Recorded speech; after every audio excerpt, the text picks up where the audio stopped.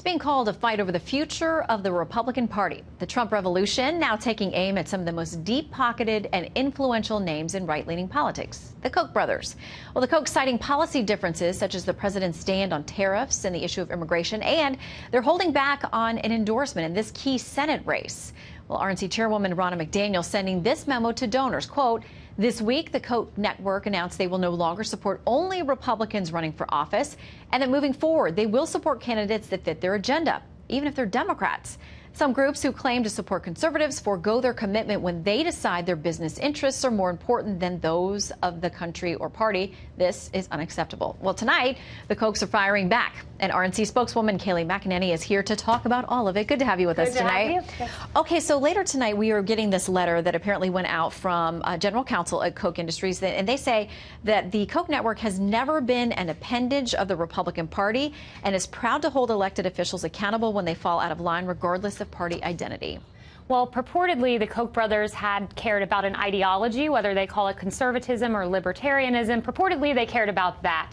And I would ask them in response to their statement, how does supporting Heidi Heitkamp, a Democrat out of North Dakota who opposed tax cuts, who opposed Obamacare repeal and replace, how does that advance conservatism or libertarianism? It simply does not. But if they're withholding an endorsement there for the Republican, is that the same as endorsing Heidi Heitkamp? Well, they put out a very flowery, friendly ad about Heidi Heitkamp, supporting her and some of her policies. Likewise, they have this entity called the Libre Initiative, where they have actively opposed Republicans, actively supported Democrats. And I would remind a nice warning from Bernie Sanders back in 2015. He said open borders are a scheme of the Koch brothers. So way back in 2015, the RNC understood that they're not beholden to conservatism. We are as a party. If you donate to the RNC, you're donating to Republicans. Not the case with the Koch brothers. Okay, so another response from James Davis with the Koch network is saying this to Fox. He says, "We have a long-term commitment to unite around issues that will help people improve their lives.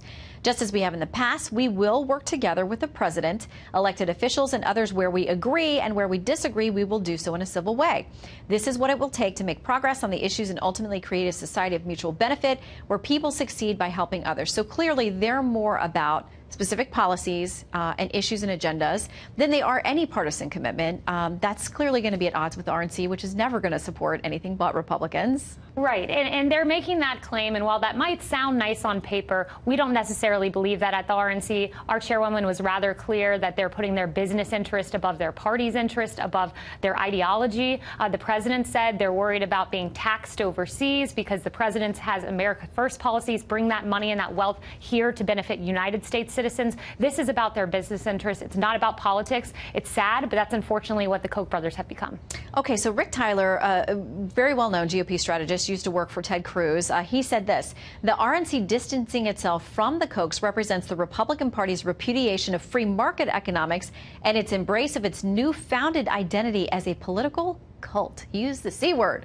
Yeah, Rick Tyler's been off base for quite some time. Certainly not a cult, and he's talking about free market economics, which is quite perplexing that the Koch brothers have positive ads out against people who voted for tax cuts, against people who have opposed free market economics every single step of the way. That's what the Koch brothers have done. So Rick Tyler might want to reanalyze his support of the Koch brothers and change his support to that of the Republican Party. Dangerous for either party to rely too heavily on these really big name donors, because we see Tom Steyer on the Democrat side. He's running ads constantly about impeachment. Estimates he's going to pour $110 million into left-leaning and progressive candidates and races this fall. But the Democratic Party often finds they don't exactly align with him either. So dangerous to throw in with either side where there's big money. Shannon, you've hit the nail on the head, and that is at the heart of this issue. Way back in 2015, so back when Reince Priebus was the head of the RNC, we had a choice, and not to get too much in the weeds, but we had a choice to house our data inside the confines of the RNC or to export it to the Koch brothers, who had their own data network. Reince Priebus and others said, no, we can't rely on a billionaire to always support Republican candidates. We can only rely on our party. And we developed a $200 million data operation. Thank goodness we did not rely on the Koch brothers, who now don't support the president and don't support some Republican candidates. Well, they say they want to work with him where they can. We saw his tweet this week, so we'll see how well that goes if they kiss and make up on and things that are important to both sides. Kayleigh, thank you for coming in. Thank you, Shannon.